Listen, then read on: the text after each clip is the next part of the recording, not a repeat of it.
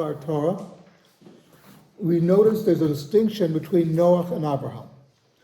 Noah is the Torah describes him as a righteous man in his generation. Which is a very strange way of describing somebody. You mean if he lived in another generation, he would not have been righteous? And Abraham, of course, is a righteous man. The Torah does not make that distinction.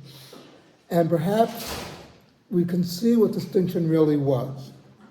Noah is given the order to build the teva, to build the ark, because God says, I'm going to flood the world and destroy all of humankind, as well as all the animals. You'll save the animals, I'll give you a list of what to do, etc. But one thing that Noah doesn't do, and he gets his family, everybody up there, but he doesn't have any followers. Abraham, on the other hand, had followers already in Ur Kasdim. Before he left Ur Kasdim, he had followers, because he would go out and tell people, this is what you have to do. Now, a very interesting sidelight, there's a midrash that as Noah is getting the lions on board, one of the lions bite him. He's saying, why does this happen? I'm doing the right thing, aren't I? And he's told, look at the dimensions of the teva. Look at the dimensions of the ark. It's 300 length, width is 30, and it's 40. I think that's the distinctions. Okay, 30 in Hebrew, in Gematria, is a lamed. 30, that's 30. 40 is, it's 50, excuse me.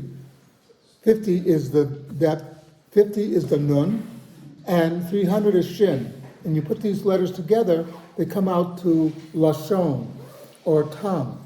Noah, I was hinting at something over here. I'm hinting that you should broadcast why you're building this ark. Maybe we could save some other people.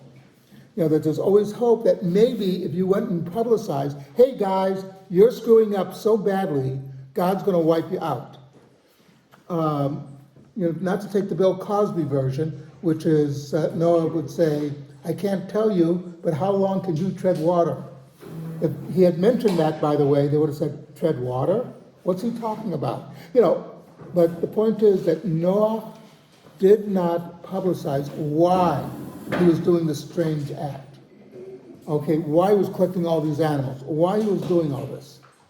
And nobody knew. And therefore, he could have saved more people. Abram, on the other hand, went out of his way to make people aware of what his mission was.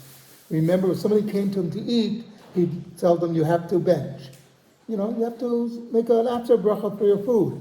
And he said, well, we don't want to. He says, okay, the cost of the meal is $5,000. He said, what? He says, you can, if it's free if you make an after blessing. Okay, we'll make the after blessing. In other words, he was using his facilities to encourage the world to make it a better place. And that's the lesson. That's the difference between Abram and Noah. Noah was a good man, but he didn't quite get up to speed. Abram was always on top of his game. Something to think about.